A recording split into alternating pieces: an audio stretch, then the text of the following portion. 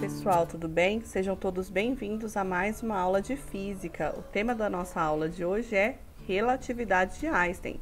Essa aula faz parte da 8ª quinzena do segundo semestre de 2020 do regime especial de aulas não presenciais. Vamos lá?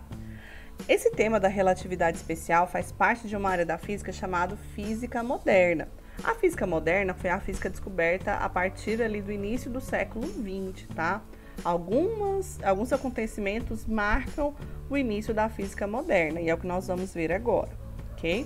Ali no final do século XIX, início do século XX, a física que nós já estudamos desde o primeiro ano do ensino médio até agora, até a teoria eletromagnética, foi prevista então pela física clássica, que hoje nós chamamos de física clássica. Alguns físicos afirmavam então que bastando adequar algumas coisas, que ainda faltava, a física já estava praticamente toda descoberta. Entre os problemas relatados pelos cientistas da época, estavam relacionados com a previsão teórica, aquilo que o experimento dizia e o que a previsão teórica dizia. Então, havia algumas inconsistências. Entre essas principais inconsistências estavam a radiação do corpo negro, que deu origem à mecânica quântica, e a inconsistência entre a teoria eletromagnética e aquilo que foi previsto por Newton e Galileu, certo? Um acontecimento, as novas descobertas então feitas pelos dois cientistas, que foi Max Planck na mecânica quântica e o Newton no efeito fotoelétrico e na relatividade geral e restrita, provocaram uma revolução no pensamento científico da época e deu origem ao que nós chamamos hoje de física moderna.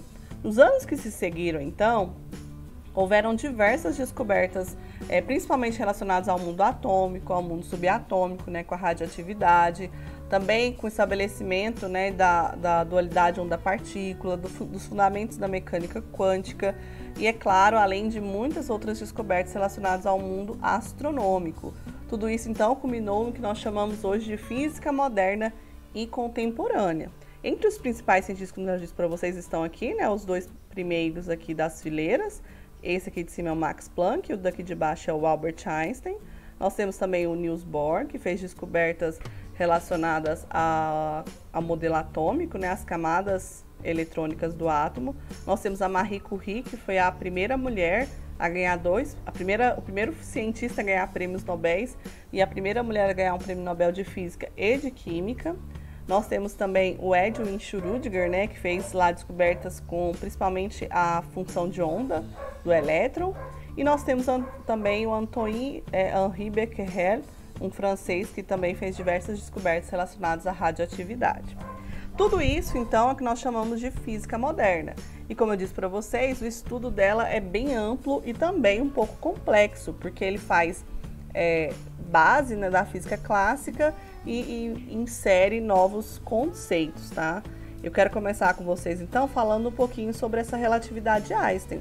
Quem foi Einstein? Einstein foi um cientista que viveu ali, nesse período, e ele formou na Universidade de Zurique,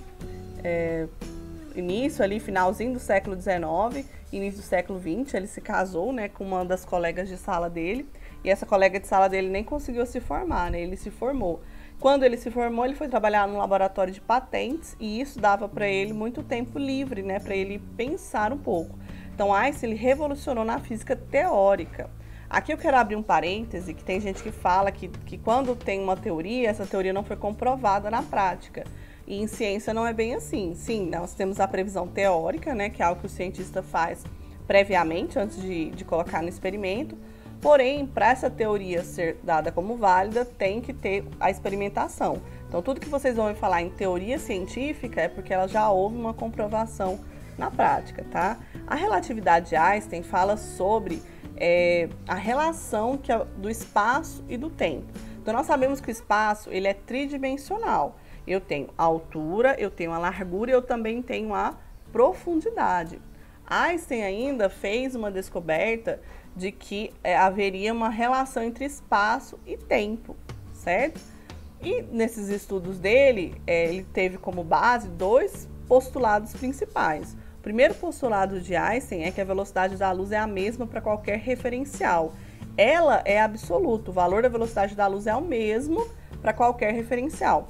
Nós sabemos lá da mecânica, na mecânica clássica, que que se eu tenho um móvel em movimento ao outro, a velocidade dele muda conforme o referencial. Porém, a velocidade da luz não, ela é a mesma para qualquer referencial. Esteja a luz se aproximando ou se afastando, a velocidade dela é sempre a mesma. Vale por volta de 300 mil km por segundo, ou em notação científica, né, 3 vezes 10 à oitava metros por segundo, ok? E o segundo postulado é que as leis da física são as mesmas para qualquer referencial inercial. Então, ela é válida para qualquer referencial inercial, ok? E aqui na segunda parte, né, que eu estava falando para vocês, é a relação do espaço e do tempo. Para Einstein, o tempo ele passa a integrar essa dimensão. Então, todas as coisas acontecem no espaço, mas elas também acontecem no tempo. E a velocidade com que o móvel está vai influenciar, então, aquele objeto, certo? Então, nós temos aqui, ó, os dois contrapontos. Para Einstein, a velocidade da luz é absoluta e o que vai ser relativo é o tempo, né? O espaço e o tempo que são relativos. Para Newton, os intervalos de espaço e tempo são absolutos, porém a velocidade da luz seria relativa, ok? E então nós temos um embate entre essas duas ideias, ok? Einstein dizia então que se um objeto estava em movimento, parte da percepção dele de passagem de tempo também era alterada. Então, para algo que está em movimento, o tempo passa a se mover mais devagar. Ele até fez esse experimento imaginando que ele estivesse viajando como se fosse um fóton, né? Como se fosse uma partícula de luz. Se eu estivesse movendo, né, juntamente com aquele feixe de luz, como que eu veria a passagem do tempo? Então, baseado nesse raciocínio teórico de Einstein, ele viu que, do ponto de vista newtoniano, o tempo e o espaço eram absolutos, eles não poderiam mudar. Agora, se a velocidade da luz ela é absoluta, né? Se a velocidade dela é absoluta, ela é um valor limite, então o tempo deveria mudar de forma que, de ponto de vista de um observador, a gente vai chamar aqui, né, da Terra, e de uma pessoa que esteja em movimento, ela vai sofrer com um fator chamado de fator de Lorentz, que é essa raiz quadrada que está aqui embaixo. Então, esse ΔT2 aqui vai ser o tempo não relativístico, ou seja, uma pessoa que não esteja em movimento, ou esteja baseado no referencial inercial. Esse ΔT1 vai ser do tempo desse objeto que está em movimento. Isso aqui embaixo a gente chama de fator de Lorentz, né, que é raiz quadrada de 1 menos a velocidade do objeto ao quadrado dividido pela velocidade da luz ao quadrado. Então, o tempo ele sofre a ação desse fator de Lorentz, que é essa raiz quadrada aqui embaixo, certo? Isso deu origem ao que a gente chama de paradoxo dos gêmeos, né? Supondo que dois gêmeos, então, estejam na Terra e um deles passa a se mover com certa velocidade, quer dizer que o tempo vai passar diferente para esses dois. Um que esteja parado, o tempo vai passar mais rápido, e o que está em movimento, o tempo vai passar de forma mais devagar. Em algum momento vai haver um descompasso entre a contagem desses dois tempos e um vai se tornar mais velho que o outro, certo? Quem tiver no PDF é só clicar nessa imagem, quiser ler mais sobre o paradoxo dos gêmeos, nós inclusive vamos resolver um exemplo sobre isso, ok? E a segunda grandeza que vai sofrer a ação da relatividade é o espaço, né? Então, quando algo está em movimento, o espaço é dilatado. Então, o espaço é contraído. Então, o espaço se torna menor quando em velocidade do que quando ele está parado. Da mesma forma, a variação do espaço vai sofrer com o tal do fator de Lorentz, que é essa raiz que está aqui, tá? Raiz de 1 menos V2 ao quadrado sobre C ao quadrado. Aí, ao inverso da outra, em vez de ser uma divisão, vai ser uma multiplicação, ok? O que é esse ΔL2? ΔL2 é o não relativístico, o ΔL1 é o relativístico, né? Ou seja, do objeto que está em movimento. V é a velocidade desse objeto e C é a velocidade da luz no vácuo. Lembrando que quanto maior a velocidade, quanto mais próximo da velocidade da luz, mais esse objeto sofre com a ação do tempo. O tempo ele tem uma passagem mais devagar conforme eu me aproximo da velocidade da luz, certo? E segunda questão vai dar origem então ao que a gente chama de paradoxo do celeiro e da vara, né? Se eu tenho uma escada, uma vara, né, para entrar na porta de um celeiro que seja maior, se eu por um acaso mover essa vara próxima à velocidade da luz, eu posso contrair tanto que ele entre na porta desse celeiro. Se você quiser ler sobre o paradoxo, se tiver no PDF, é só clicar aqui para você ler, tá? Clique aqui na imagem que você vai direto para ler um pouquinho sobre esse paradoxo. Lembrando, né, que o link para o PDF fica aqui na descrição do vídeo, ok? Vamos para o próximo? Então, quem sofre a ação da velocidade, né, na passagem de tempo? O tempo passa mais devagar, né, para quem está em movimento, o espaço é contraído e a massa é dilatada. Então, se eu estiver na velocidade da luz, o tempo, né, eu vou envelhecer mais devagar, porém eu vou ficar mais achatada e a massa vai ficar maior. Então, a massa é dilatada quando o objeto está em velocidade, ok? No caso, a massa aqui, que é a massa de repouso, né, a massa não relativística é o m1, a massa relativística é o m2 e aqui é o fator de Lorentz, né, 1 sobre raiz quadrada de 1 menos v ao quadrado sobre c ao quadrado. E aqui nós podemos ver, né, um buraco negro sugando a massa de uma estrela, né, ele puxa, né, ele suga tudo que está à sua volta. E um buraco negro, ele é um que a gente chama de singularidade, né? Porque as leis da física não são bem explicadas para o que acontece dentro do buraco negro. De acordo com a teoria de Einstein, então, não poderia haver nada que se mova maior do que a velocidade da luz. Porém, num buraco negro, que seria um objeto astronômico, onde o raio dele tende para zero e a gravidade tende para o infinito, nesse caso, a velocidade da luz não consegue escapar do buraco negro. A velocidade de escape nesse planeta é tão alta, que nem a luz consegue escapar. Aí, se eu tenho qualquer objeto aqui próximo de um buraco negro, a ação gravitacional dele é tão alta, tão intensa, que ele é capaz de sugar qualquer objeto que está próximo dele. E de acordo com a relatividade, né, de Einstein, essa massa ela é esticada a tal ponto que parece um espaguete, né? Ela vai para dentro do buraco negro em forma de espiral. Então, se uma pessoa estiver próxima de um buraco negro, ela é esticada até ficar na espessura de um espaguete e depois ela é puxada em espiral para dentro de um buraco negro. Então, até o momento, nós não sabemos o que acontece lá dentro, né? O que existe dentro de um buraco negro, porque a física ainda não consegue explicar esse ponto, né? O que acontece dentro de um buraco negro, ok? Outra relação que Einstein faz é entre massa e energia. Para Einstein, né, a massa pode ser convertida para energia. Se nós nos lembramos do ponto de vista clássico, o que é energia não pode ser massa e o que é massa não pode ser convertido para energia. Portanto, né, elas eram coisas completamente separadas. Eu não poderia estudar massa e energia no mesmo contexto. Mas para Einstein, né, a massa contida em uma partícula, em um objeto, pode ser transformada em energia. Ele chama essa massa de energia de repouso, ok? E se eu pudesse, em algum momento, pegar toda essa massa e transformar ela para energia, ela seria dada de acordo com essa expressão, né? Energia contida na massa é igual a essa massa vezes a velocidade da luz ao quadrado. Então, eu poderia transformar qualquer coisa em energia pura, ok? E essa energia é chamada de energia de repouso. Essa massa é a massa de repouso, né, do objeto, e C é a velocidade da luz no vácuo, ok? Essa energia ficou comprovada, então, principalmente na fusão nuclear, né, que nós temos ali dentro do Sol, 4 núcleos de hidrogênio formam um átomo de hélio, né? E a gente vê aqui que quando você vai ver, no final das contas, esses 4 núcleos de hidrogênio para formar um átomo de hélio, parte da energia é perdida. E essa parte da energia que é calculado, então, por essa expressão aqui de Einstein, tá? E igual a mc².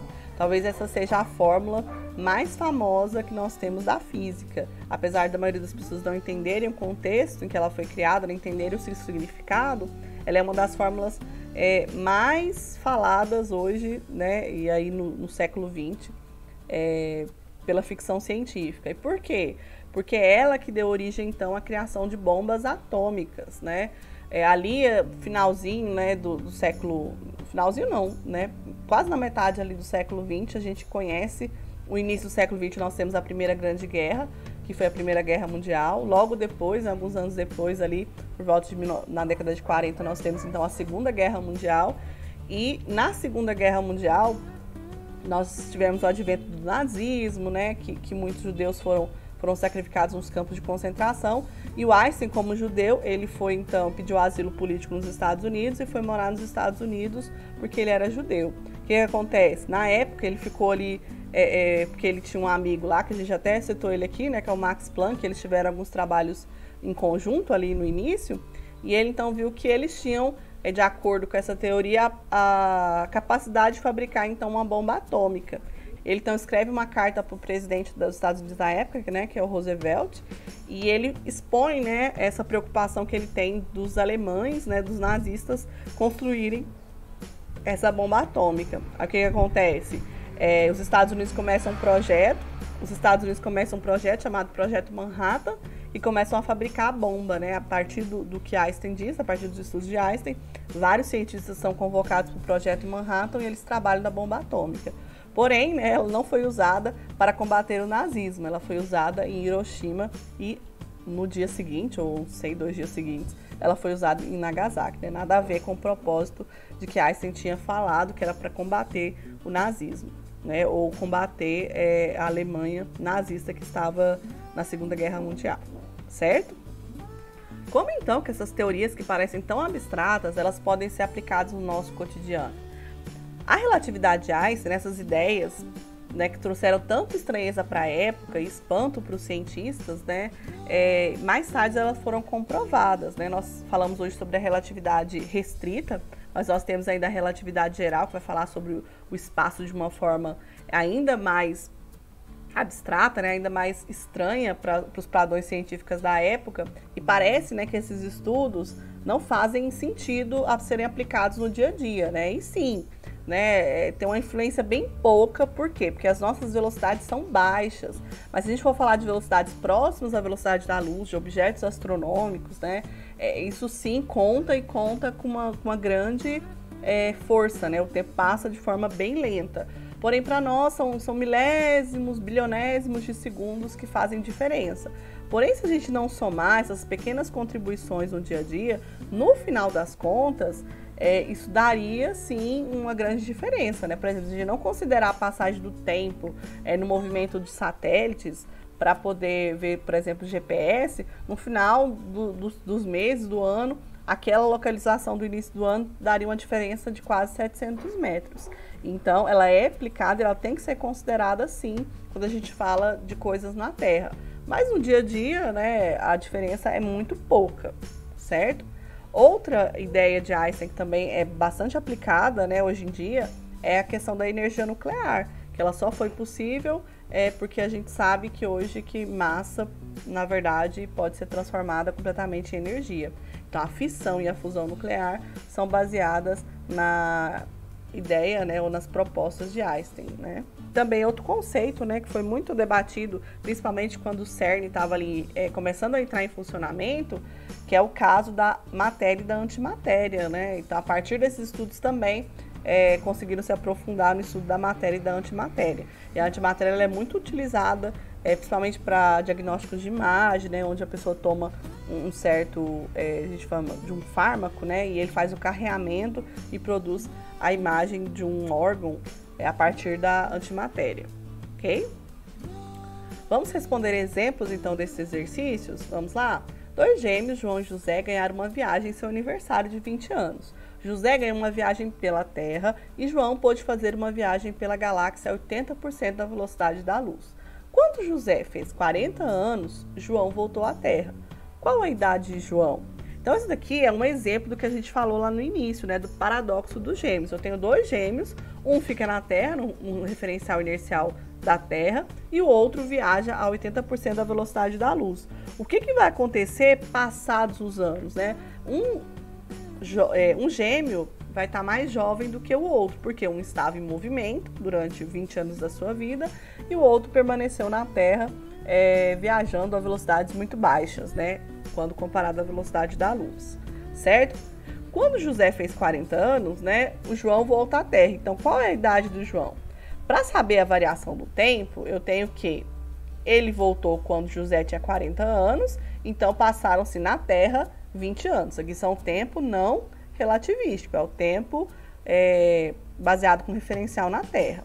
Outra coisa que ele fala aqui é que ele viaja a 80% da velocidade da luz. Então, 80% da velocidade da luz no vácuo seria 80% de C. 80% é a mesma coisa que 80 dividido por 100. E 80 dividido por 100 é igual a 0,8 C, ok? Eu não vou transformar o C, que é a velocidade da luz no vácuo, para números, porque é mais interessante para nós aqui usarmos apenas o C, ok? Eu só vou usar outro valor quando ele não tiver em percentual da velocidade da luz, quando der um valor exato, ok? A fórmula, né, do tempo não relativístico é igual a esse ΔT2 é o tempo não relativístico, o ΔT1 é o tempo relativístico, né? E a raiz aqui quadrada de 1 menos V ao quadrado sobre C ao quadrado, que é o fator de Lorentz. Vamos substituir? O ΔT2 vai ser o quê? O ΔT2 vai ser o tempo não relativístico, que são os 20 anos. Então, no lugar de ΔT2, eu escrevo 20. ΔT1, que é o que eu quero achar, raiz de 1 menos 0,8C, que é aqui, ó, a velocidade do João, né? E aqui, ao quadrado dividido por C ao quadrado. Como eu disse para vocês, não vou substituir o C, porque é mais interessante trabalhar com ele aqui, porque a gente vai cortar ele mais para frente, ok? Repete o 20 e resolve. Quanto que é 0,8 ao quadrado? 0,8 vezes 0,8 é igual a 0,64. C ao quadrado é C ao quadrado, ok? Quando eu tenho uma multiplicação e os números se repetem em cima e embaixo, eu posso fazer o que com esse C? Eu posso cortar. Por isso que é mais interessante trabalhar com ele. Como eu já tenho C na fórmula, eu trabalhar com o percentual de C fica mais fácil porque eu posso cortar. Reescrevendo, 20 é igual a ΔT1, raiz de 1 menos 0,64. Repete o 20 e resolve. 1 menos 0,64 é 0,36. Qual que é a raiz quadrada de 0,36? É 0,6, ok? Agora, o que eu faço? Tá dividindo, eu passo para o outro lado o quê? Multiplicando. 20 vezes 0,6 é igual a ΔT1. ΔT1 vai ser o quê? 12 anos. Só que ele quer saber quanto tempo passou? Não, ele quer saber o quê? Ele quer saber o quê? A idade de João. Se para João passou-se apenas 12 anos e ele tinha 20 quando ele chegou aqui, a idade de João vai ser a soma do tempo que passou enquanto ele estava viajando, mais a idade quando ele saiu da Terra. Então, vai ser 12 anos, que foi o tempo da viagem, mais os 20 anos que ele tinha quando ele saiu daqui da Terra. Então, João tem exatamente 32 anos. Enquanto um gêmeo tem 40 anos, o outro tem 32, porque em movimento o tempo para ele passou mais devagar. Quanto mais próximo da velocidade da luz, quanto mais perto de 100%, maior é a diferença entre os tempos, tá? Então, para um ele vai ter a aparência de 32 e o outro vai ter a aparência de 40 anos. Isso literalmente, tá? Não é só uma percepção psicológica. Isso de fato acontece, ok? Da oxidação do corpo, né? Número 2, agora nós vamos ter a parte do espaço, né? Uma barra de 100 metros tem qual comprimento viajando a 50% da velocidade da luz? Então, 100 metros é o comprimento dela não relativístico, certo? E ele está viajando a 50% da velocidade da luz. Então, 50% da velocidade da luz, como a gente fez no outro lá, é 50 sobre 100 de C, que vai ser igual a 0,5. Se ele falar 70% da velocidade da luz, vai ser 0,7 C. Se ele falar 40% da velocidade da luz, é 0,4 de C e assim por diante, certo? Qual que é a fórmula? Aqui, o comprimento da barra relativístico é igual ao comprimento dela não relativístico vezes o fator de Lorentz, né? Como a gente está vendo aqui. Fator de Lorentz, né? Pela milésima vez, é raiz quadrada de 1 menos V ao quadrado sobre C ao quadrado, ok? Vamos substituir? Então, ó, o não relativístico é 100, a velocidade dele é 0,5 C e eu vou elevar ao quadrado. Então, ΔL2 vai ser 100 vezes raiz quadrada de 1 menos 0,25 vezes C ao quadrado, dividido por C ao quadrado, ok? Vou fazer a mesma coisa que eu fiz no anterior, que é cancelar o C ao quadrado. Então, vai ficar apenas 1 menos 0,25 dentro da raiz. Quanto que é 1 menos 0,25? É 0,75. Agora a gente vai tirar a raiz. A raiz quadrada de 0,75 não dá valor exato. Se você calcular aí na sua calculadora, isso a gente vai fazer só quando a gente não tiver valores exatos, né? Vai dar aproximadamente 0,86. Aliás, é isso mesmo. É 86,66 alguma coisa. E a gente aproxima então para 0,87. 100 vezes 0,87 dá igual a 87 metros. Ok? Vamos para o próximo, então. No próximo exercício, nós vamos aplicar a última fórmula, que é da massa e da energia.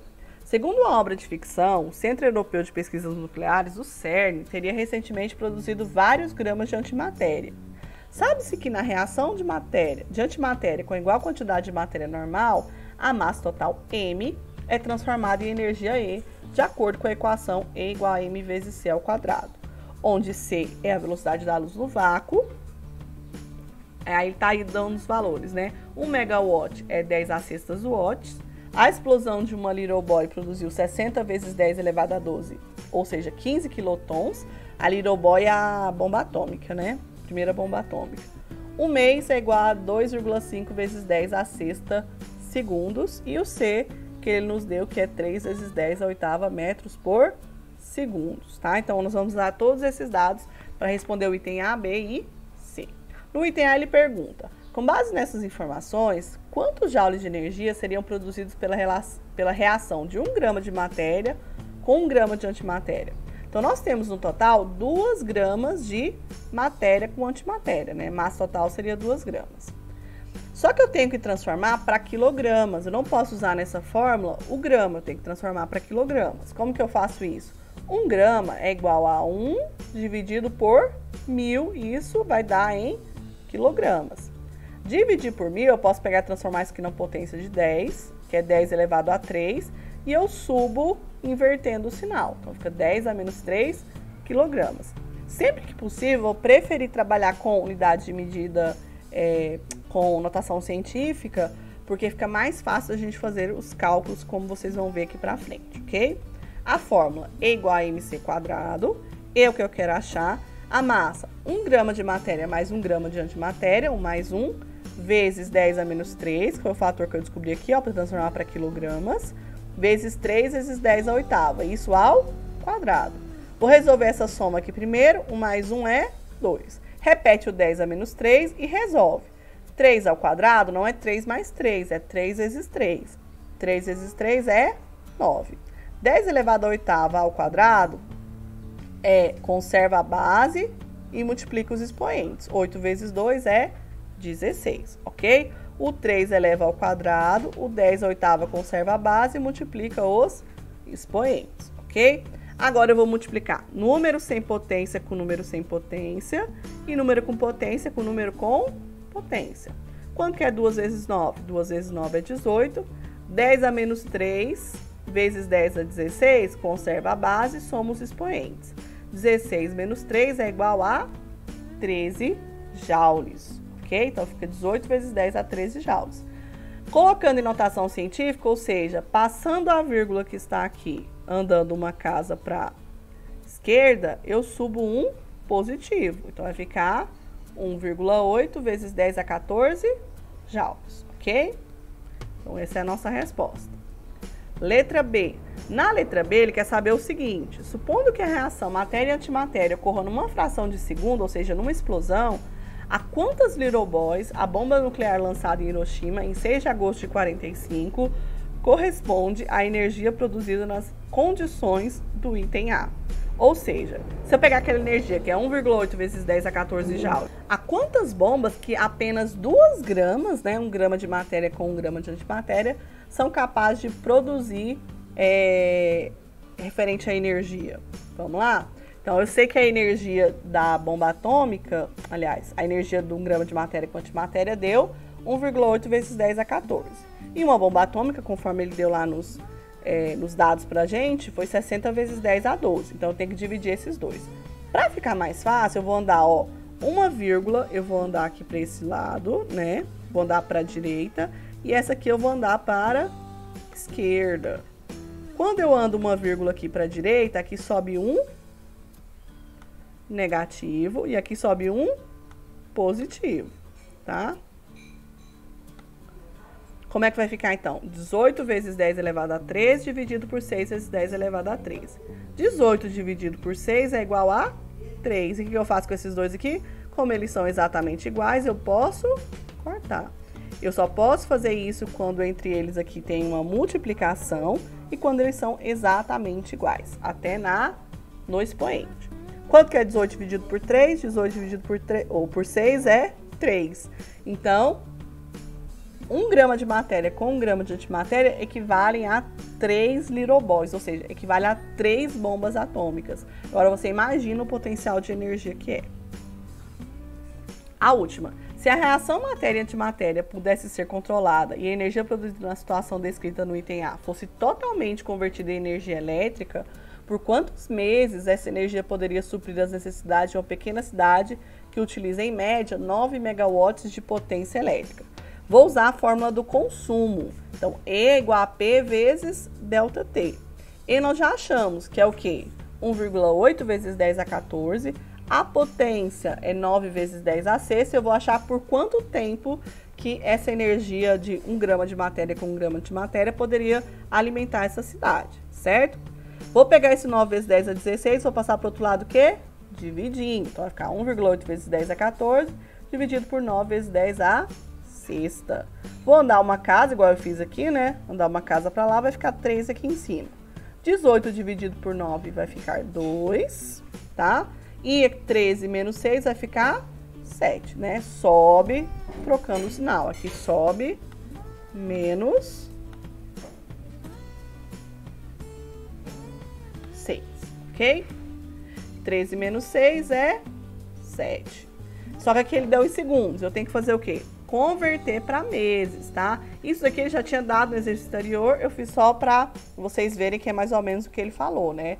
30 dias, tem 24 horas, né? Um mês tem 30 dias, em média, 24 horas cada dia e 3.600 segundos cada hora. Multiplicando dá 2.592.000 segundos, que equivale a 2,5, né? Como ele fez aproximado, 2,5 vezes 10 a sexta. Se eu dividir, então, o tempo em segundos que essa energia produz, essa energia poderia, então, alimentar uma cidade por 2 vezes 10 a sétima, quanto que isso representa em mês? Então, 2 vezes 10 a sétima segundos, dividido por 1 mês em segundos, que é 2,5 vezes 10 a sexta. 2 dividido por 2,5 é igual a 0,8. 7 menos 6 é igual a 1. 0,8 vezes 10 é igual a 8. Então, 1 grama de matéria com 1 grama de antimatéria poderia alimentar uma cidade por 8 meses. Certo, pessoal? Então, aí são alguns exemplos que eu passei para vocês. Como eu disse para vocês, a física moderna é muito interessante. Ela tem uma gama muito grande de aplicação. Toda a ciência que está sendo descoberta, né, como a teoria 3M, né, a questão do mundo cosmológico, a questão dos neutrinos, dos CERN, dos aceleradores de partícula, tudo isso foi fundamentado nessas novas teorias e ainda está sendo descoberto. Então, a grande lição que a gente tem aí é que o conhecimento ele ainda não foi completamente finalizado, que ele continua em evolução e ainda há muita coisa para ser descoberta e que nada, né, é absoluto, que as coisas elas vão se modificando à medida que nós vamos nos aprofundando no conhecimento, certo? Espero que vocês tenham gostado da aula de hoje. Eu espero vocês na próxima aula. Até lá!